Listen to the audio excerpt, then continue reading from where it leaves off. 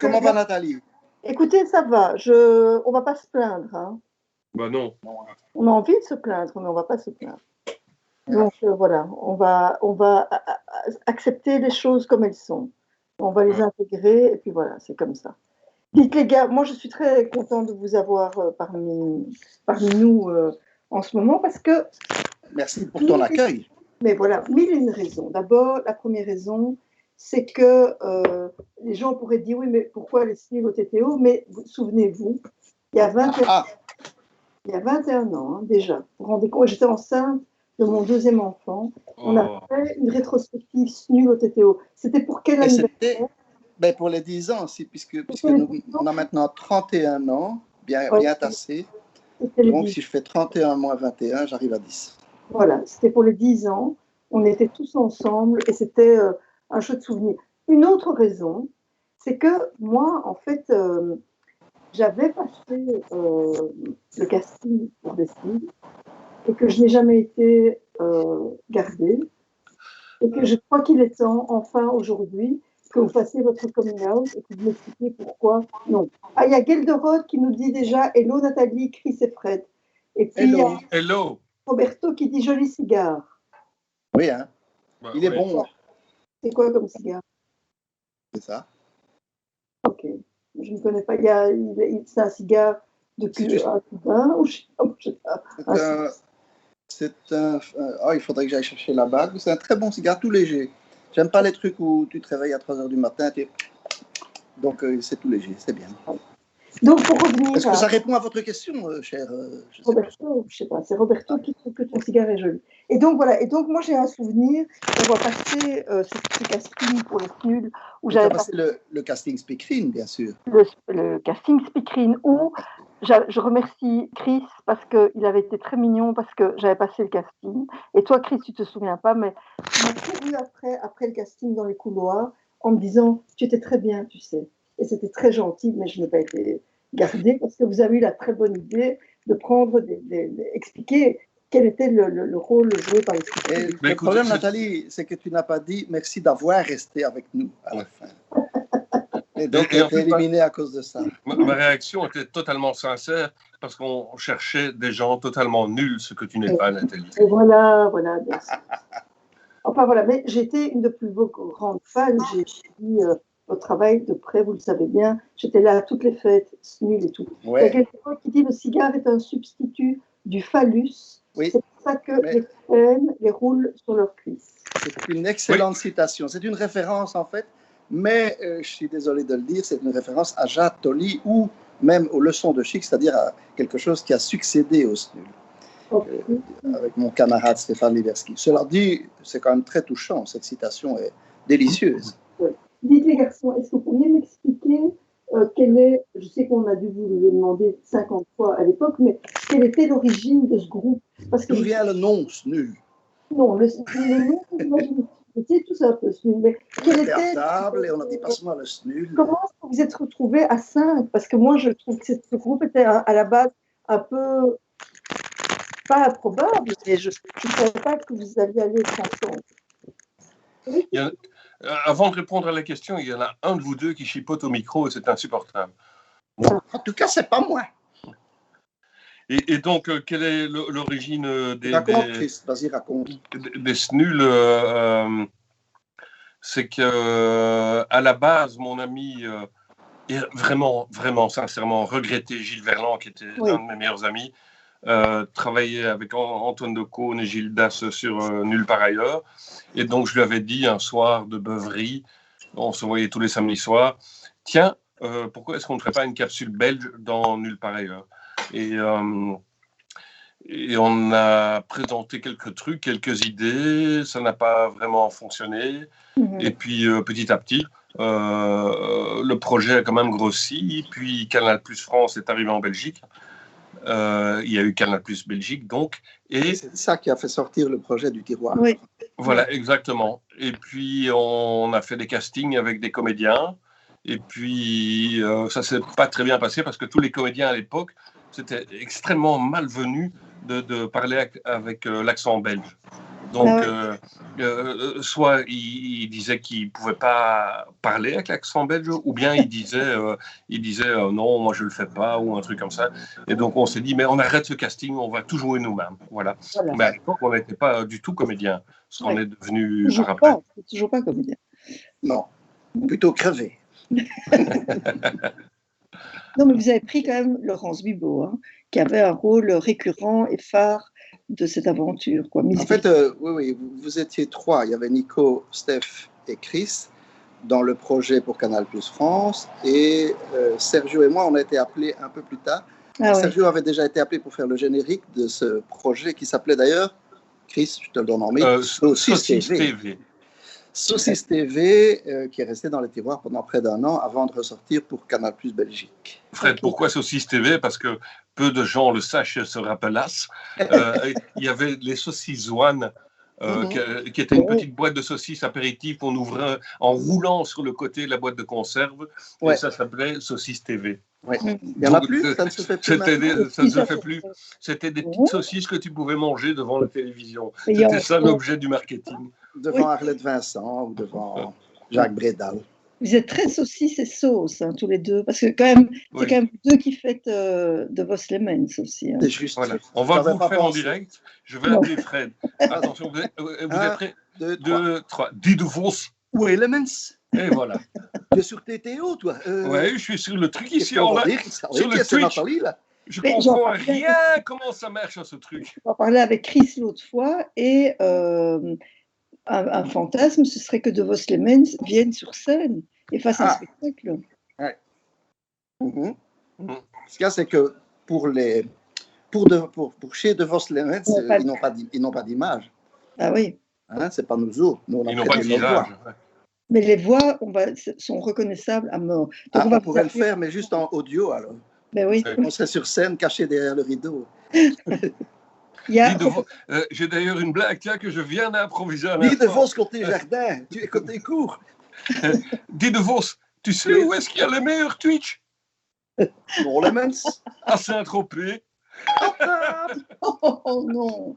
Non, ça, c'est pas possible. Bruno Coppens sort du Twitch immédiatement. Il y a Roberto qui demande à quand un film des Snuls. On l'a déjà eu, hein. Il y a déjà eu, explique-le. On l'a déjà fait.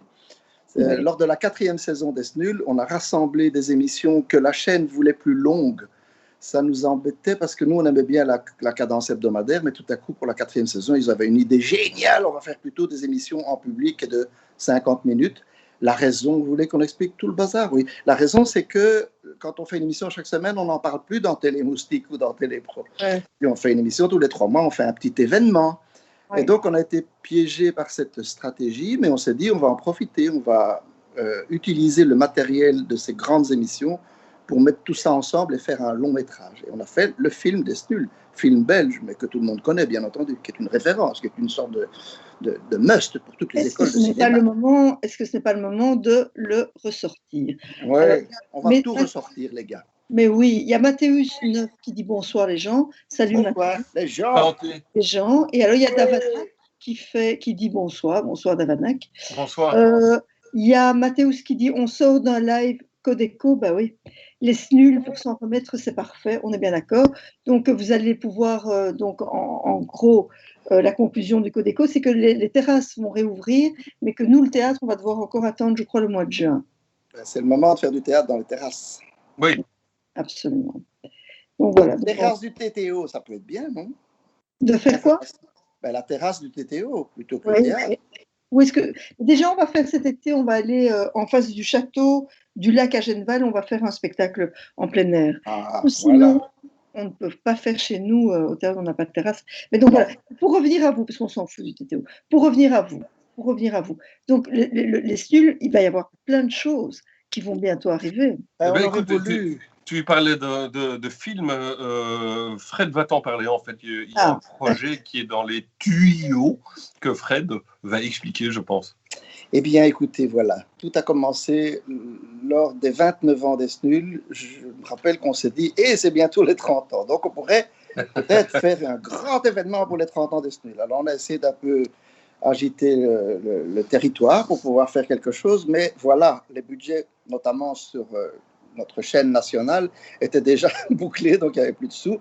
On s'est dit, c'est pas grave, on va faire les 31 ans parce qu'on peut toujours faire les SNUL sur leurs 31. C'est assez gag. Et puis, c'était prévu d'ailleurs, on avait mis la date et tout. Ouais. Et puis, il y a eu cette espèce de crise pandémique qui a un petit peu emmerdé. Et donc, on a tout laissé tomber. Et ce sera peut-être les 33 ans, ou les 34, ou les 35. Les 33 ans, c'est peut-être pas mal parce que ça rappelle le Christ et qu'on peut avoir un visuel avec les croix. Vous êtes très chrétien. Absolument. Tous ensemble. Il y a Roublet qui demande est-ce qu'on peut espérer de voir les SNUL au TTE justement. Ah ben oui. Ben oui. Pour vous, eux, c'est vos idoles. Ils nous ont tout plagié, mais 10 ans avant ou 15 ans avant. Les Monty Python, vous les avez vus en vrai ou pas? Ça, le roast beef. Pas tous, mais pas bien, Fred. Toi, tu as un foyer. Hein? Ouais. Qui est-ce que tu as rencontré des Monty Python? Je les ai tous croisés. C'est-à-dire j'ai eu la chance de pouvoir interviewer Graham Chapman et Terry Jones lors de la sortie de La vie de Brian avec mon camarade Bert Bertrand. Ah oui. On est parti à Londres dans la maison de Graham Chapman et on a fait cette interview. Et puis après, j'ai croisé Terry Gilliam plusieurs fois, qui est encore un copain. On échange des mails de temps en temps. Mais raconte un peu l'histoire avec Terry Gilliam. Je te dis, et le mail. Tu te souviens le mail que tu avais envoyé? Ah, l'anecdote. Oui. C'était un peu les débuts des mails et tout ça. Et Terry Gilliam, naïvement, avait envoyé un changement d'adresse mail à tous ses contacts, mais en mettant tout le monde en copie. Ce qui fait qu'un soir, j'ai retrouvé dans mon ordinateur l'adresse de Cameron Diaz, Brad Pitt. Enfin, j'avais tout le monde, quoi. Donc forcément, j'étais très tenté de renvoyer à Terry Gilliam un petit dessin en disant si demain je me fais draguer par Cameron, ce sera ta faute. Et voilà. Évidemment, j'ai mis tout le monde en copie. Quoi? Tu t'es fait draguer par Cameron Diaz ou pas? Non, oui, par Terry Gilliam. Ah non. Il y a Schister 66. Bonsoir à tous et salut Rudy du Plan Langue. Ah, Rudy. Je sais pas le faire, moi. Ça, c'était Christ. Hein. C'est vrai que 30 ans plus tard, ça sonne encore mieux parce que les chairs sont plus flasques. Évidemment. Chaque fois que je roule les airs comme ça, j'ai l'image devant moi d'un store qui remonte trop vite et qui fait... Il y a Roublev qui demande, selon vous, le meilleur sketch des Monty Python, c'est quoi? Bon, l'administration ou le mur de la honte. Non, c'est les SNUL. On mélange tout, tout. Mais il y a aussi les SNUL. Hein. On demande la même question pour les SNUL. C'est un peu compliqué. S'il vous plaît, les gens, on n'a pas des questions un peu plus intelligentes. Si on doit maintenant chercher le sketch qu'on préfère. Non, allez, par exemple, chez Monty Python, moi, évidemment, j'adore, comme tout le monde, le Ministry of Silly Walk, avec les marches stupides, avec John Cleese, qui a vraiment un physique incroyable, qui aurait pu être danseur, qui est vraiment magnifique. Et qui est très présent sur les réseaux sociaux, hein, John Cleese. Ah oui, c'est vrai. Aller sur ses pages, oui, moi je suis abonné, j'aime bien. Quoi, sur Instagram et tout ça? Sur Facebook aussi, super poilant, oui. Et Michael Palin aussi, oui. Il a présenté ses excuses pour avoir blessé les Anglais blancs à l'époque des Monty Python. Oui, bah oui. Et alors, l'autre sketch des Monty Python, vraiment, que moi j'avais adoré quand j'étais vraiment très, très jeune, c'était La blague qui tue, pendant la guerre 14-18. Où tu ne connais pas la blague, évidemment, et ça a un sens. Sinon, si tu la connaissais, tu risquerais de mourir. Mais vraiment, j'avais jamais vu un humour pareil à l'époque de Coluche ou des imitateurs français. Ça a vraiment été un choc. Et ça a formé mon cerveau en termes de mécanique et de grammaire d'humour. Ouais. Et comment mais justement, vous êtes tombé comment sur le Soulagicon? Qui a imaginé le Soulagicon? C'est une œuvre collective, entièrement collective. En fait, de toute façon, ça faisait des semaines et des semaines quotidiennement, on était énervé par les phrases à l'emporte-pièce qu'on entend à longueur de journée. Donc, comment est-ce qu'on pourrait imaginer une machine qui qui permettrait de se venger. Et au début, on ne savait pas si ça allait être un point sur la tronche ou quelque chose. Et finalement, l'idée de l'entrejambe et du coup de genou a fait quand même la différence.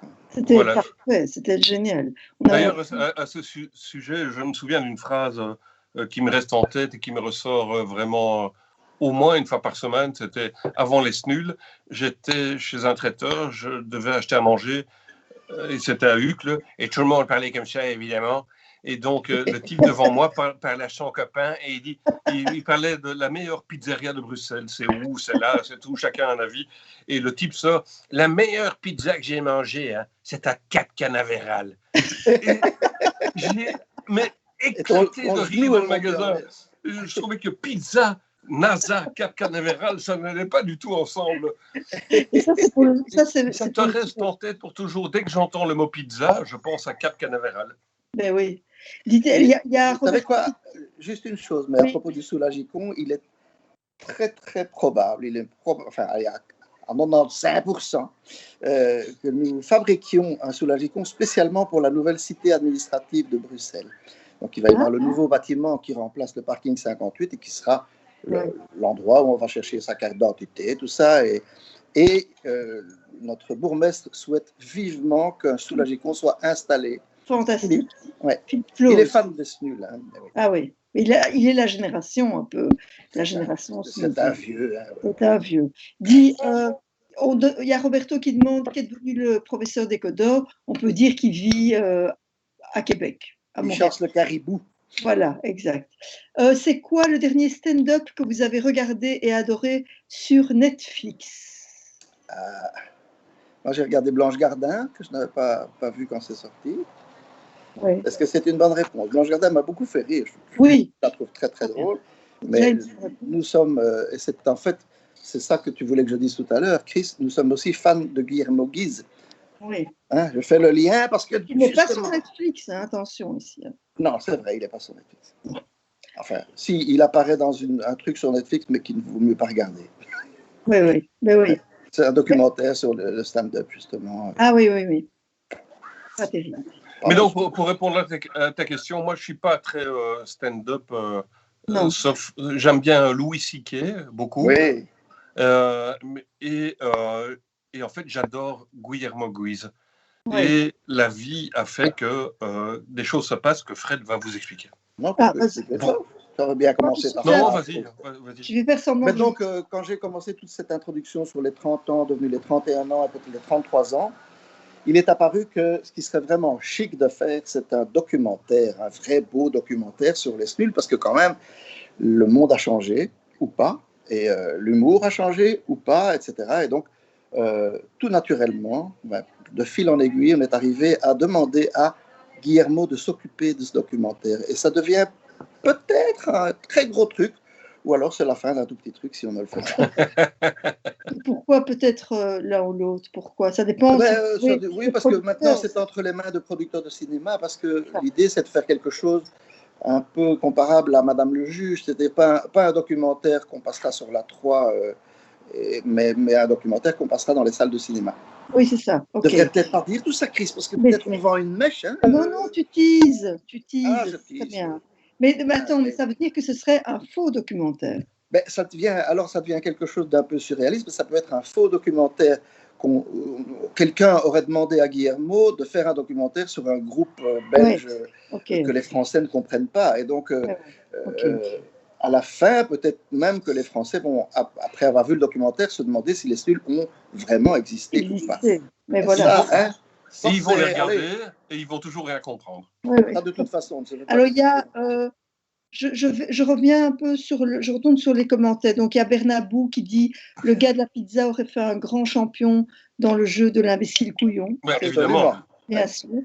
Il y a Roberto qui dit on veut les SNUL au TTO. Ok. Moi, je suis d'accord. Hein. Ouais, moi, je suis d'accord aussi. Il y a Roublev qui dit ni SNUL ni soumise. Et alors il y a Chister machin là qui dit j'ai toujours été un grand fan des SNUL, mon meilleur pote et moi on écoutait les SNUL à la radio le dimanche matin puis à la télé plus ou moins net. C'est quand même pas mal avec son chicon volant au-dessus d'un lit de frites effectivement. Même Ça fait maintenant, plaisir, c'est mieux que ma mère vous adore ou bien ma grand-mère vous adorait. absolument. On arrive presque à ça. Hein. Mais on est là-dedans. On n'est pas loin. On n'est pas loin. Mais par contre, ce que moi j'aime beaucoup, et vous allez comprendre ce que je dis, c'est quand tout à coup je croise une voiture avec l'autocollant SNUL sur le pare-brise à l'arrière. Vous savez ce que j'ai eu hier dans ma boîte à messages? Non. Une gentille dame qui dit mon mari est fan des SNUL et il doit changer de voiture. Et il essaye Tu vois de détacher l'autocollant qu'il a sur son Mais ancienne oui. voiture et ça va casser. Est-ce qu'il en existe encore? Oh. J'ai dit envoyer une enveloppe timbrée, Oui. une photo en bikini. Voilà. Tu l'envoies par rapport- Et un ouais. formulaire B12 bien rempli. Oui. Pas le rose, hein, le bleu. Le bleu. Ouais. Non, mais c'est vrai, je vous dis, ces autocollants à l'arrière des voitures, tout le monde ne peut pas comprendre. Mais moi, chaque fois que je croise une voiture avec cet autocollant, j'ai un petit frisson, en fait. Voilà, ça a presque dépassé le nucléaire, non merci. Exact. Vous touche pas à mon pote. Ah oui, oulala. Oui, c'est vrai. C'est la même époque aussi. Mais qu'est-ce qu'on pourrait faire? Qu'est-ce qu'on pourrait imaginer? Bon, le documentaire. Autocollant MeToo, il n'y a pas ça. Ah, À lancer. il va y avoir. Ouais. Et le reste.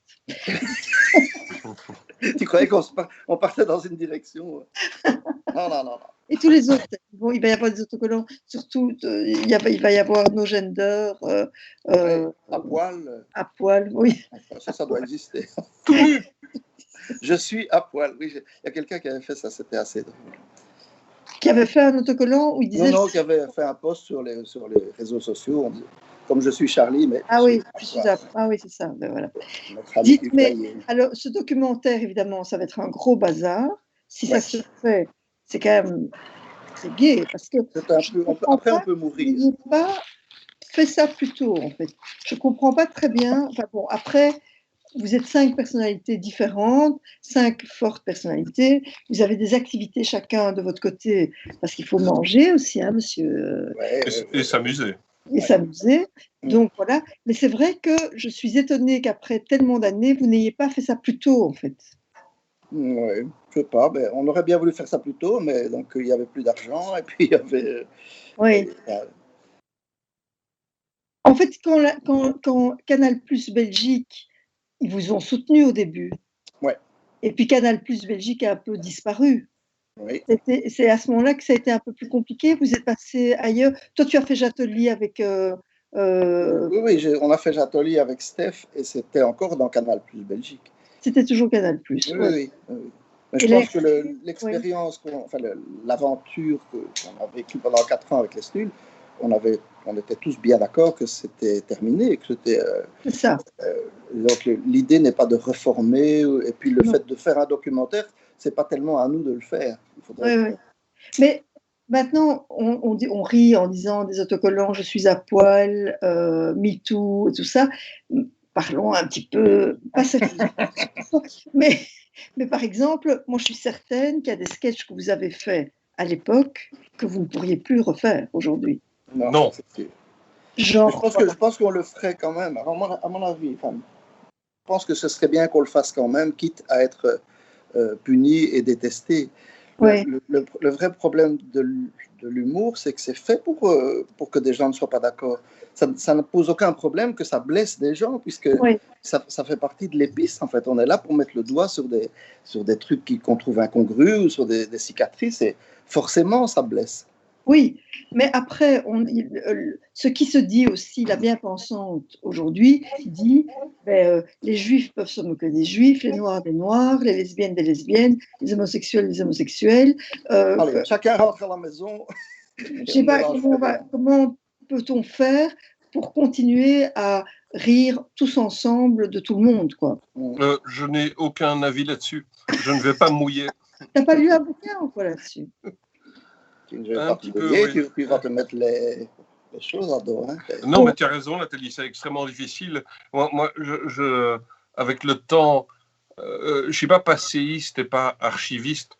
Et donc, avec le temps, j'ai oublié une majorité des trucs des SNUL. Et quand je les regarde maintenant, parce qu'on classe un petit peu tous ensemble en vue des projets à venir, je vois les trucs et je me dis, mais c'est pas possible. Il y a des trucs qui sont intenables. Oui. Anne-Marie Verloden, je ne vais pas dire quel est le lequel de nous 5 jouait ce personnage. Moi, je sais. Qui dit à une petite fille noire, tais-toi parce que ton cerveau est inférieur. C'est des trucs qu'on peut lui dire. Et pourtant, il n'y a aucun de nous qui pense ça, évidemment. Oui, bien sûr. Bien sûr. Mais quand on voit, par exemple, la déclaration de je ne sais plus quelle femme politique américaine hier par rapport au verdict de Floyd, là, et elle dit un truc tout à fait banal, et tout le monde hurle à l'offense. Il n'y a rien du tout dedans, elle dit juste un truc, un lieu commun, quoi. Oui. Bon, voilà. Et c'est insupportable. Et moi, ça me rend dingue. Et souvent, en bagnole, je hurle tout seul, vraiment. Surtout ces trucs extrémistes, et je ne vais pas m'emballer. Non. D'ailleurs, je remets le masque. Voilà. Je hurle aussi, mais je n'ai plus de bagnole, donc c'est très difficile. Dans les métros, dans les trains, c'est embêtant. Tu habites dans le centre de Bruxelles. Moi, je suis piéton. Piéton. Mais oui. Écoute, c'est fini la voiture. Mais oui. Mais en fait, pour rejoindre ce que tu dis, Chris, c'est simplement, en fait, c'est comme si maintenant, les personnages n'existaient. En fait, le personnage, c'est les personnages qui sont racistes, les personnages qui disent des Et en fait, c'est comme si là, il n'y a plus de distance. En fait, c'est ça que je. Exactement. C'est comme si le second degré est banni complètement. Est banni. Bon, ben voilà. Après, il y a des gens qui nous écoutent qui seront vraiment d'accord avec ça et je m'en excuse déjà, mais je ne sais pas comment gérer cette autocensure. Enfin, voilà. Il y a Yves VH qui dit « Ma fille Zoé, qui a 23 ans aujourd'hui, a dévoré tous les VHS à 12 ans. Elle adore à Zoé, à Laken. » Ben oui. Ouais. Voilà une en même temps, manger du plastique et des bandes magnétiques, ça n'est pas bon pour la santé. Non, parce que ce qu'il faut aussi savoir, c'est qu'on a dansé sur les SNUL. Ah oui, c'était bien. Mais non, mais vraiment, je dis, moi, je me souviens de soirées qu'on faisait, que vous organisiez justement à Canal Plus à l'époque, où on faisait des soirées des SNUL en direct. C'était avec, où il y avait eu Frédéric François, c'était quoi, qui a une grosse tête. Sa maman est assez grosse de figure. Je crois que tu fais référence à la 100e. Voilà. La 100e des voilà. où on peut essayer de raconter, mais c'est un peu laborieux, mais on a fait un micro-trottoir. Attends, Fred, avant que tu commences, j'explique, et c'était ça qui nous amusait, c'était partir de rien du tout et d'en faire un truc gigantesque. Toute la saison. On a fait toute la saison en tirant sur une ficelle qui, à la base, était la réponse d'un vieux bonhomme à Charleroi, à qui on demandait qui était son chanteur préféré. Et alors, il hésite un peu. Il dit, allez, celui qui chante que sa maman est assez grosse de figure. Il faisait référence à Michel Sardou, dont la maman est Jackie Sardou. Et selon lui, elle est assez grosse de figure, mais moi, je ne me prononce pas. Non, moi non plus. Attention. Et donc, comme il l'a formulé de cette manière-là, qu'il dit, celui-là qui chante que sa maman est assez grosse de figure, on s'est dit, c'est une chanson, sa maman est assez grosse de figure. Et à partir de cette semaine-là, toutes les semaines jusqu'à la fin de la saison, on a fait des versions différentes de « Sa maman est assez grosse de figure ». Il y a Laurence qui a fait une très belle Jane Birkin qui chante ça, puis chacun s'y est mis. Et lors de cette fameuse 100e, en public, on a demandé à des collègues du showbiz de venir chanter leur version de « Sa maman est assez grosse de figure ». Et on leur donnait un disque d'or. Ben oui. Attends, il y avait Barzotti, non? Il y avait Barzotti, il y avait Lou et les Bananas. Oui. Il y avait Maljean, il y en avait plein. Si on en oublie, c'est embêtant. Est-ce qu'il y avait Andrakis? Mais alors, le plus drôle avec du recul, c'était Charles Kleinberg qui a fait la version poème inspirée. Sa maman Feu Charles Kleinberg, est assez grosse de figure.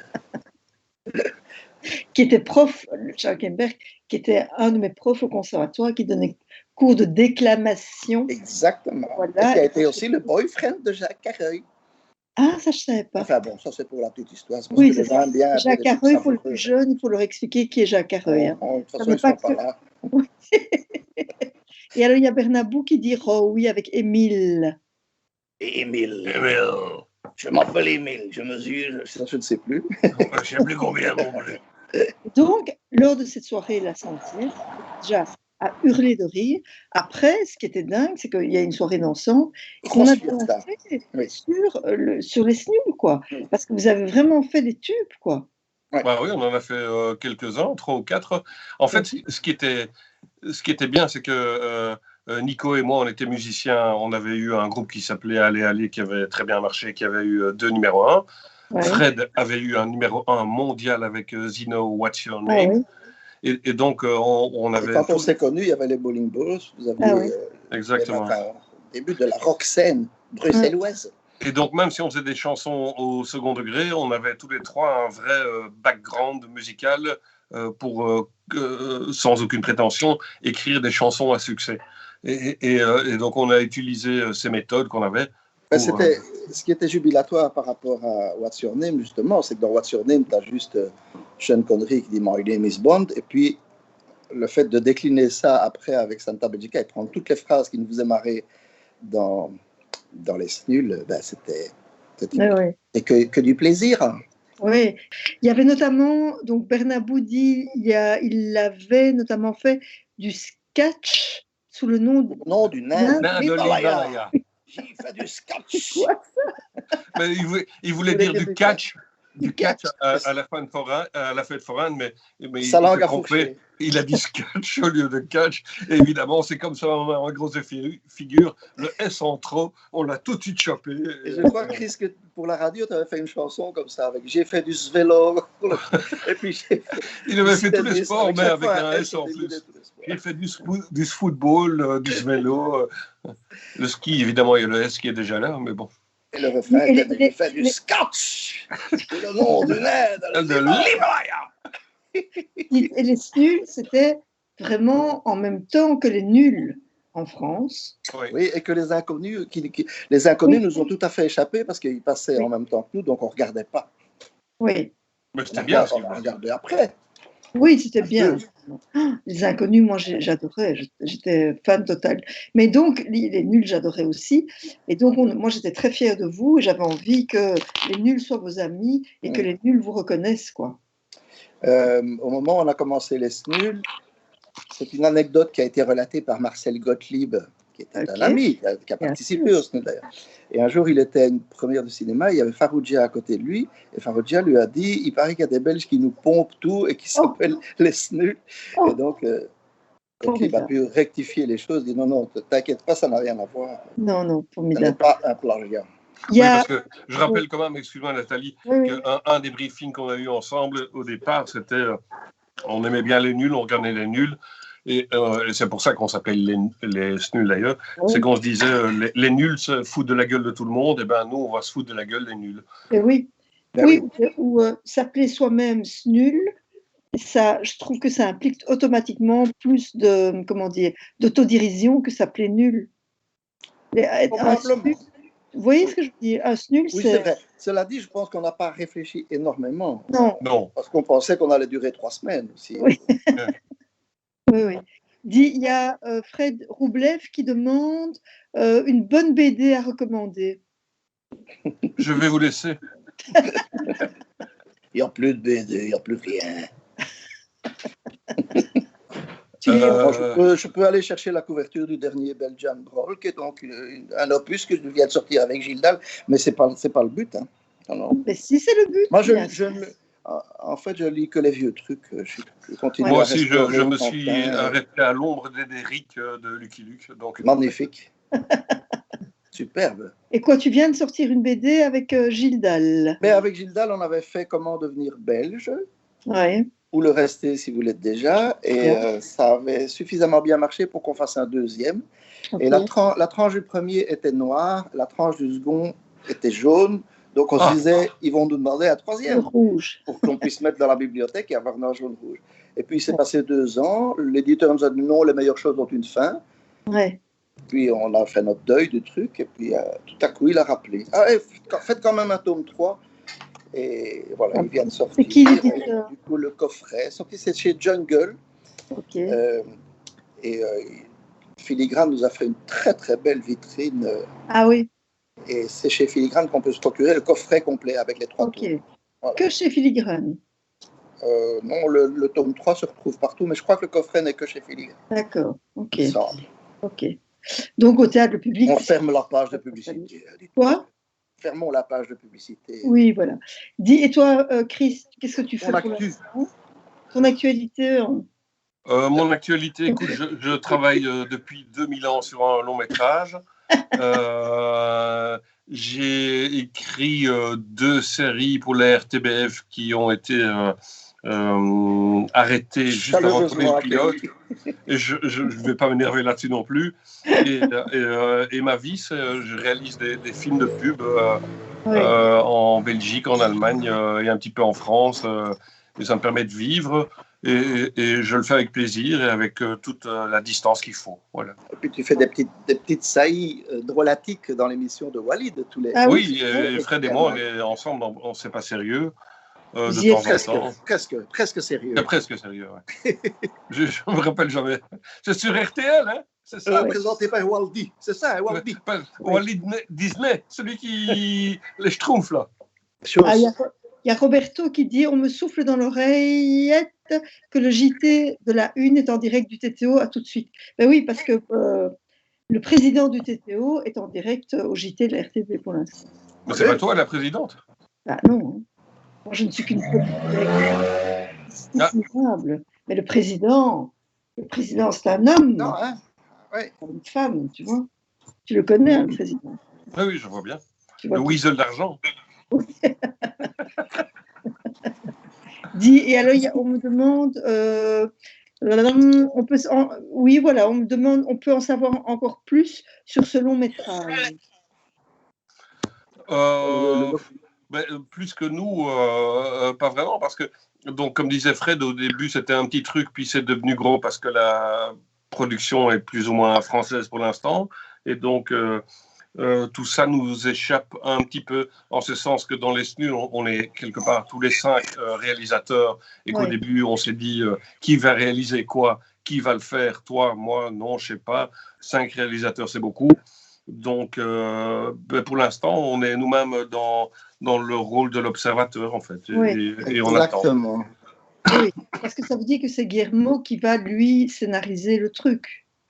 Voilà, ils travaillent avec Gilles Dalle et ils sont en train de scénariser des trucs qui peut devenir quelque chose de délicieux sur comment est-ce qu'il faut faire pour faire un bon documentaire. Et ça peut avoir toutes sortes de formes. En tout cas, l'idée de base est amusante. Oui, très amusante. Ouais. Et du coup, on s'éloigne très très fort d'une espèce de best-of avec beaucoup d'extraits et des interviews face caméra, ce qui peut être extrêmement lassant. Mais qui était la première idée, quoi, qui était un peu... Oui. Mais oui. Bon, et vous regardez des trucs pour l'instant, puisqu'on a quand même que ça à faire. Je suppose que vous, comme tout le monde entier, vous regardez des séries. Vous avez vu un show récemment? Récemment, non, mais comme tout le monde, moi j'ai adoré Afterlife. Oui. Ils sont en train de tourner la troisième saison. Absolument. Et j'aime beaucoup Ricky Gervais parce que je trouve que, tout comme Sacha Baron Cohen, ils ont tous les deux inventé un humour qui n'existait pas. Oui, c'est vrai. En toute modestie, ce que nous avons fait aussi. Et donc, j'aime bien ce genre de personnage qui change un petit peu. Et puis là, je viens de terminer un truc vraiment que je trouvais ridicule, mais je ne sais pas pourquoi ça marche. The Serpent, je ne sais pas si vous avez regardé. J'ai regardé le tout début, c'est bien. Il jouait super mal. Attends, c'est très bizarre, c'est extrêmement mauvais, mais ça marche. Voilà, nous, on s'est dit, ça marche, on était quand même un peu accro, mais on n'arrêtait pas de se dire, mais qu'est-ce qui joue mal? Il surjoue, quoi. Oui. Je ne vais pas regarder, moi. Alors, je vous conseille une série un peu plus ancienne que je regarde avec ma femme pour l'instant, qui s'appelle Togetherness, une série HBO. C'est des petits épisodes de 20 minutes, et c'est vraiment extrêmement juste et mignon et touchant. Et drôle. Vous avez vu Mum? Oui. Sur Arte. C'était bien, Mum. Oui, je ne sais pas pourquoi, je me suis lassé, moi, rapidement. C'est vrai. Non, moi, c'est quoi?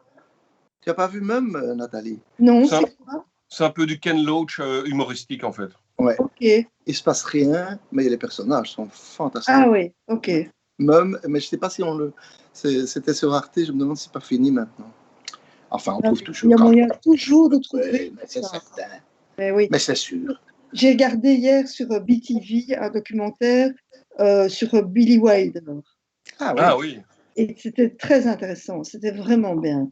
Notamment, il expliquait un truc pour lequel moi je suis assez sensible à ça. Il disait, qu'en fait, quand on tourne, c'est comme en fait au théâtre, quand on joue et qu'on sort une réplique qui est drôle, il faut faire un temps et attendre que le public reçoive la réplique drôle. Vous voyez ce que je veux dire? Et Ouais. puis et de laisser permettre aux gens de rire et d'attendre, ce que les Français ne font pas. Les Français, ils parlent vite, ça va vite. Voilà. Nous, on est déjà un peu plus dans un truc plan-plan et tout, mais il y a vraiment la technique au théâtre, c'est ça. Mais en fait, ça existe aussi au cinéma. Ça veut dire que ça ne suffit pas d'avoir des bonnes répliques et d'avoir des très bons comédiens, il faut aussi laisser parfois un temps. Il faut que la caméra montre à un moment donné, par exemple, la personne qui reçoit la réplique. Bien sûr. Vous voyez ce que je veux dire? Mais oui. Et voilà.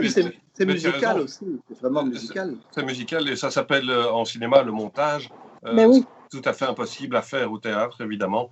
Voilà. Je vais vous montrer. Et tu parlais de Billy Wilder. Pour ceux qui aiment bien lire, il y a un auteur qui s'appelle Jonathan Coe qui vient de sortir un livre où il parle beaucoup de Billy Wilder. Ah oui, c'est vrai. Je vais noter ça. Ok. Note-le. Moi, je vais Alors, il y a Alfie qui dit bonjour, les amis, soyez les meilleurs car vous êtes déjà les plus beaux.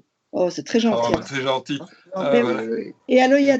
On ne doit pas avoir le même retour caméra parce que je peux te dire que. Contente de ton smartphone? Alors, il y a Domitien Dijon qui dit dites ce soir au menu c'est cabillaud sauce mousseline. Vous avez un vin à recommander avec ça? Un petit chablis avec ça, hein? Bah, Linda. Ouais. Attention, pas en dessous ni au-dessus de 11 degrés. Hein. Je ne parle pas d'alcool, je parle de température. Hein. Expliquez un peu pour ceux qui connaissent pas. En fait, nous, ça nous est revenu parce qu'on a revu les émissions, mais je me rappelle qu'à la fin de la première saison, on s'est retrouvés au Botanique. Et, enfin, je ne sais pas pourquoi je raconte ça, mais c'est parce qu'on parle de référence. Et les gens dans la salle n'arrêtaient pas de nous crier des références que nous-mêmes, on ne connaissait pas, puisque nous, on faisait l'émission chaque semaine, donc on n'avait pas le temps de regarder et d'assimiler toutes ces références. Donc, l'histoire du cabillaud sauce mousseline, c'est dans le sketch de l'administration, et c'est Steph qui téléphone à Linda. Allô, Linda? Qu'est-ce qu'il y a sur l'idée? Oui. C'est ça, hein, je pense que c'est ça. Ouais. Ils disent que la connexion est de qualité médiocre. Maintenant, si maintenant Skype se met de donner des cotes à la connexion. Donc, il y a Oracle Juno qui dit c'est vrai que vous êtes fort, fort en beauté. Merci, Oracle. On avait dit que le second degré, c'était fini. Oui, c'est vrai. Alors, il y a Roublev qui dit est-ce que vous revoyez vos sketchs parfois? Parfois. Moi, pas. Moi, je ne les ai plus regardés depuis vraiment longtemps. Et depuis un an, je les regarde de nouveau parce qu'on archive. Et heureusement, Fred et Sergio ont tout gardé. Et je les revois, je les redécouvre. C'était une époque tellement épileptique, j'ai envie de dire, qu'il y a des trucs que je ne me souviens même pas de les avoir tournés, quoi. Donc, je les découvre et c'est vachement chouette. Et la raison pour laquelle, c'est parce que pourquoi je ne les regarde pas, je ne les regardais pas maintenant, je les regarde avec amour et avec plaisir, c'est que j'ai eu des enfants à un moment qui étaient petits et qui avaient des trucs que je n'avais pas envie de leur montrer. Je peux vous expliquer, par exemple, il y avait un livre sur les snuls où il y a une photo de tournage où j'ai un sexe d'1 mètre. Et donc je vais cacher ce livre et j'ai remarqué un jour quand on le déposait sur la table, il s'ouvrait tout seul à cette page-là. Et un jour j'étais chercher un de mes fils à l'école, il avait 6 ans, et il n'y avait que des mamans et moi, et mon fils a dit ça c'est mon papa, il a une bite d'1 mètre.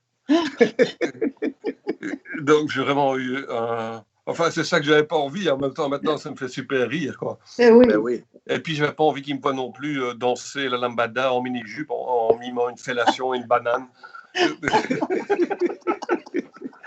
Enfin, si maintenant j'ai envie qu'il me voie et le regarde et ça les fait rire, mais il y a un moment dans la vie où c'est difficile d'expliquer ça à un enfant. En tout cas, moi, j'ai revu quelques sketchs des Snuls, pas récemment, mais je sais qu'il y a quelques années, j'en ai re-regardé et ça me refaisait rire comme avant. Donc, c'est bon. Ça fait plaisir. Et toi, Fred, tu es un peu un archiviste compulsif quand même. J'irais même jusqu'à dire que si j'ai été recruté dans les Snuls, c'est un peu pour ça. Parce que déjà en 89, j'avais une espèce de vidéothèque avec des, des extraits de téléfilms, de documentaires, toutes sortes de choses qui nous avaient déjà fait rire des années plus tôt. Oui. Donc, avec Nico, avec Chris, avec Sergio, Steph, je le connaissais moins à l'époque, mais on avait tous regardé plein de fois des choses qui nous faisaient rire, et principalement qui nous faisaient rire alors que ce n'était pas censé nous faire rire. C'était de l'humour involontaire qu'on adorait. Et je sais qu'au tout début des Snuls, on s'est dit que ce serait chic de pouvoir partager ça avec les gens qui regardent, pour autant qu'il y ait des gens qui regardent. Et c'est comme ça qu'on a fait Santa Belgica, ou qu'on a fait la Maxime du week-end. Parce que quand, dans les Snuls, quand tu utilises les images, c'est quoi? C'était des marais? Il y avait notamment, oui, Michel Desmarais dans... Et ça, Michel Desmarais, c'était des images que toi, tu avais en archive ou quoi? C'était un téléfilm un truc qui s'appelle Weekend, et qui passait à la RTB 10 ans plus tôt, non, 20 ans plus tôt, je crois. Oui. Et la grosse surprise des Snuls, c'est que d'abord, on a ri en passant des extraits, on a partagé ce foutage de gueule, et puis après, on s'est dit, mais on va appeler Desmarais et Coumans. Ils sont encore là à Bruxelles, donc c'est devenu, au fil du temps, c'était un peu des victimes au début, puis c'est devenu des complices. Et tout ça, c'était vraiment très jubilatoire d'avoir, d'abord pour moi, voir en vrai ces gens que j'avais vus 12 000 fois sur mon écran. C'était comme si John Wayne apparaissait dans le studio. Ben oui, et Raymond Coumans, on s'est tellement foutu de sa gueule au départ, et puis après c'est devenu un ami. C'est vraiment devenu notre grand-père, quoi. Je veux dire, Ah on oui. est toutes les semaines ensemble. Avec son énorme talent, il a peint un tableau des Snuls. Et en fait, ce mec était giga adorable. Ah oui. Oui, tout à fait. Et vous voyez plus, vous n'allez pas me dire que vous voyez encore les anciennes speakerines. Et puis il y avait Eddie. Eddie Cordy m'appelle encore régulièrement. Eddie va bien. Eddie Cordy. Comment expliquer qui est Eddie Cordy? Avec les mots comme est-ce que tu peux expliquer qui est Eddie Cordy? C'est un personnage hors du commun que... Attendez, parce qu'on me dit que la batterie est faible alors que j'ai mis le câble. Ça, c'est pas normal. Mais donc, je continue. C'est un personnage hors du commun que Fred connaît depuis toujours par voisinage, si je ne me trompe pas. C'est-à-dire que Madame Lebrun était ma voisine, mais qui n'a rien à voir avec Marc Lebrun, c'est-à-dire Eddie Cordy. Lui, il allait souvent boire un lait chaud chez Zizi. Donc le glacier Zizi, moi j'allais très souvent manger des glaces, et puis j'ai rencontré ce personnage formidablement drôle chez Zizi. D'accord. Et on est devenus copains. Il est venu jouer dans des petites cassettes qu'on faisait pour les anniversaires des potes. Et puis forcément, quand on a commencé les Snuls, on dit on va l'amener. Puis l'idée d'en faire le fils caché de Annie Cordy et Eddie Merckx, ça tombait bien. Et il m'appelle encore régulièrement. Il dit qu'il donne encore des autographes et que les gens se souviennent bien de lui. Oui. Il a longuement travaillé au Deleuze de l'avenue de Frey. Maintenant, il est pensionné. Ah oui. Et lui aussi est adorable et vraiment à profiter de ce qui s'est passé avec grand plaisir. Bien sûr. Et alors, on demande aussi, c'est compliqué, hein, je le sais que c'est toujours compliqué ça, mais quel est un souvenir ou une anecdote la plus drôle de cette époque des Snuls? Ou des souvenirs, même plusieurs? Oui, il y en a plein. Hein. Comme ce qu'on racontait de sa maman est assez grosse de figure, c'était quand même une surprise formidable. Le fait que nos victimes, entre guillemets, nos boucs émissaires deviennent des collègues et des potes, c'est des choses qui sont fabuleuses, quoi, assez inoubliables. Maintenant, une vraie anecdote, peut-être il y a quelque chose qui me vient et qui n'a aucun intérêt, mais qui est peut-être une bonne anecdote, c'est qu'on a été appelé par... donc, Annie Cordy était l'invitée de l'émission de Patrick Sabatier. Ah oui, je me souviens très bien. Et on était 5, hein, les Snuls sont 5, donc je me suis trouvé avec 2 qui disaient oui, on y va, 2 autres qui disaient non, on n'y va pas. Et j'étais celui qui devait trancher la question. Or, ceux qui me connaissent un peu savent bien que je suis incapable de trancher une question. Et donc, je me suis retrouvé totalement coincé dans cette histoire. Et finalement, on y est allé. Et le résultat de ce truc-là, c'est qu'on venait d'avoir les autocollants Snuls. Donc, on a mis 12 000 autocollants Snuls dans la cage d'escalier, dans l'ascenseur des studios qui appartenait à Patrick Sabatier. Et donc, à partir de ce moment-là, il nous a détestés parce qu'il a dû repeindre tous les studios. C'est marrant, ça me rappelle un truc. On avait été chez Michel Drucker aussi. Oui. Et on est arrivé l'après-midi, on a mangé dans un restaurant. C'est la première fois de ma vie où c'était un restaurant extrêmement chic, la Maison du Bœuf, je crois, ou un truc comme ça, un vrai classique parisien. Et donc, en entrée, on avait pris des sardines en boîte, millésimées. Et donc, tout était payé, évidemment. On avait pris ça, mais à l'époque, c'était pas en euros, ça coûtait 1000 balles, je sais pas quoi. On avait pris ça, 1000 balles pour une boîte de sardines, ça nous faisait marrer. Je ne sais pas pourquoi, merci de réveiller ce souvenir. Mais Drucker, je crois qu'on y est allé plus tard. C'était après les Snuls. C'était Annie Cordy qui nous avait invités, je crois. Non, c'était Poulvord. Annie Cordy nous a invités en pleine la 3e saison Snul, je crois. Et Drucker en est allé, mais plus tard, comme représentant de l'humour belge. Est-ce que vous avez rencontré Béjart? Oui, mais pas dans l'émission. Ok. Moi, je n'ai pas eu la chance de le rencontrer. Je suis bizarre parce qu'il y a des gens qui apparaissent et qui disparaissent. Non, moi, je l'ai rencontré parce que avant les Snuls, et peut-être de là la naissance de... Je ne vais pas mâcher mes mots, je ne vais pas mentir, de ma haine pour la danse. Mais tu vivais avec une danseuse. Je vivais avec une danseuse pendant 7 ans, mais ils étaient complètement lobotomisés par Maurice Béjart. Et c'était insupportable. Et donc, on passait nos journées dans le quartier parce que, pour des raisons pratiques, la maman avait un magasin dans le coin. Je l'embrasse d'ailleurs si elle nous écoute. Et elles observaient pour voir si Maurice Béjart allait passer ou pas dans la rue ou un truc comme ça. Et moi, ça me rendait dingue. Et puis ces interviews, mais vraiment ridicules de ce mec, c'était intenable. Parce que pourquoi je parle de Béjart, c'est parce que pour moi, dans mon souvenir, ça faisait partie des sketchs qui me faisaient le plus rire, en fait. C'est quand vous imitiez de la danse contemporaine. Je suis un caleçon. Clairement, pour moi, c'est un règlement de compte, quoi. C'est une vengeance. Oui. Et qu'est-ce que vous avez eu comme autre règlement de compte? Brel.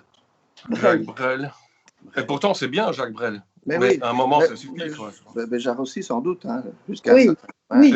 Je veux dire, on ne pourrait pas s'arrêter là. Gainsbourg, c'est fantastique.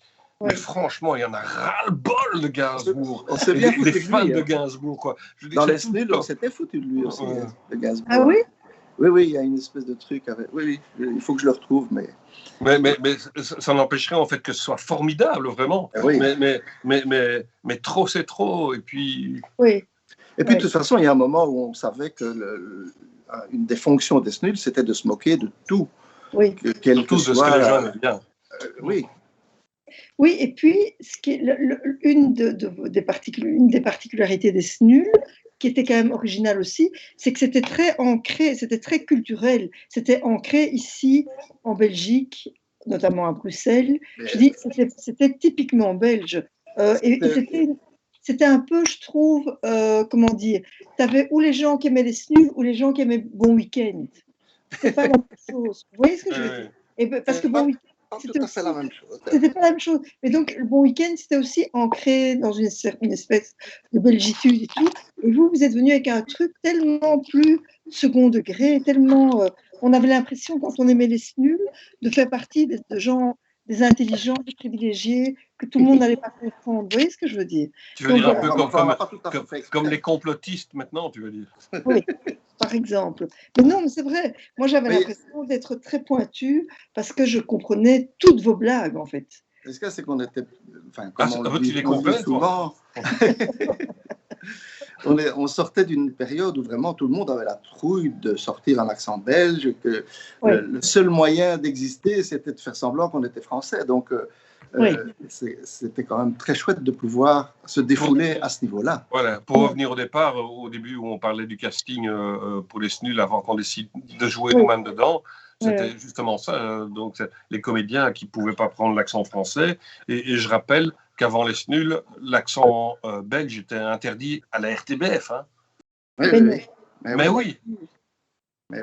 Tu ne pouvais pas faire en belge, en fait. Non, tu ne pouvais pas faire une pub en 86 quand la pub a commencé à la radio, ou 88, je ne sais plus. une pub avec l'accent belge était refusée par la RTBF.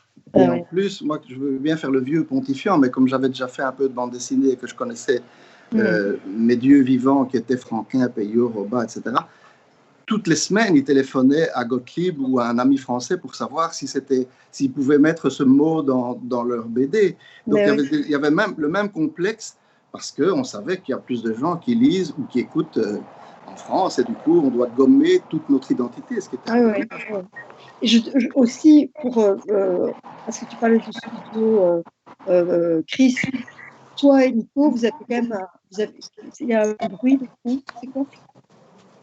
Un écho? Allô? Bon, voilà. Je vous entends bien, moi.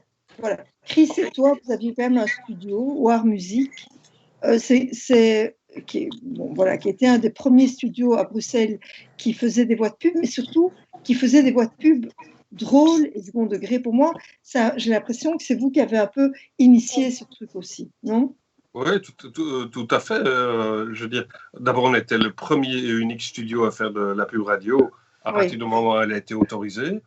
Et on parlait de Vos Lemens tout à l'heure. Au départ, c'était Nico et moi. Et puis, quand Nico est parti au Canada il y a presque 15 ans maintenant, Fred a pris la relève extrêmement logiquement. Oui. Et donc, mais si tu regardes sans s'apesantir dans les marques et dans le marketing, des trucs comme ça, De Vos Lemens est la marque préférée des Belges à cause des personnages. C'est fantastique quand même. Ça ne m'étonne pas. Tu as De Vos Lemens, tu as ensuite Côte d'Or, puis tu as... Il y avait peut-être à l'époque Tonton Tapis. Tonton Tapis aussi, mais là, par ironie, par moquerie. Quoi, tu vois, tandis qu'ici... De Vos Lemens, c'est du premier degré total et tout le monde adore. Et c'est une bouffée d'air frais quand tu écoutes la radio. Quoi. Clairement. C'est qui fait des cuisines, là. Comment il s'appelle? Dovi. Formidable. Bah ouais. Je suis Laurent Dovi. Toutes nos cuisines sont faites en main en Belgique. Venez me voir dimanche. Alors, c'est toi qui faisais Dovi. Oui. Il y a Bernabou qui dit que c'était de l'humour underground, ce que vous faisiez avec les Snuls, évidemment. Et il dit, je n'ai pas dit Razmot. Hein. Ça, c'est quoi? Ça, c'est Bouli, hein. C'est une référence à Bouli qui dit quel humour Razmot. Oui, Bouli était notre accessoiriste et alors on avait fait une fausse pub pour Aquavulva. Donc c'est Laurence Bibot qui s'y collait, donc elle était devant son miroir et Aquavulva. Et alors après, il y a Bouli qui arrivait avec quel humour monté. Bon, les amis, nous arrivons au bout de cette petite heure Twitch. C'est bon de rire. C'était bien amusant. C'est bon de se souvenir. Surtout maintenant, avec tout ce qui se passe. Oui, surtout. Dites les gars, je vous lance une perche. À vous de l'attraper ou pas. Vous savez que je ne vais pas vous courir après, mais à vous de l'attraper ou pas. Mais moi, je serais ravie d'accueillir les Snuls pour un spectacle au TTO. 1, 2, 3, combien vous envoyez, madame? Nous aussi, on serait ravis, mais... Oui. Hein. Bien sûr. Pour les 33 ans, on va faire quelque chose. Il faut faire quelque chose. Il faut qu'on fasse quelque chose. C'est ce qu'on se dit chaque fois qu'on se voit. Ça va vous faire chier de monter sur scène pendant un mois tous les soirs. Tous les jours, ouais. C'est ça qui vous fait chier, en fait. On enverra des doublures, hein. Oui, voilà. Okay. Vous vous souvenez de l'affiche pour les 10 ans du TTO? Mais bien sûr, et il y avait mon père sur l'affiche. C'était des doublures. C'était des doublures. C'était des Snuls en vieux. Oui, il y avait mon père aussi. Il y avait ton père. Il y avait ton père parce qu'il était... Parce que Fred m'a dit. Et il y avait mon père. Et on avait pris toutes des têtes. Il y avait un type que j'avais trouvé des gens dans la rue aussi, qui habite pas loin de chez moi et qui doit, à mon avis, ne peut plus. Ce n'est pas possible. Il ne peut plus encore être là. Ce n'est pas possible. Il est déjà très, très vieux. Donc, voilà. Bon, les amis, je vous laisse. Lequel des trois dit prenez soin de vous? On peut le dire à 3. 1, 2, 3. Prenez soin de vous. Allez, ciao. à vous autres.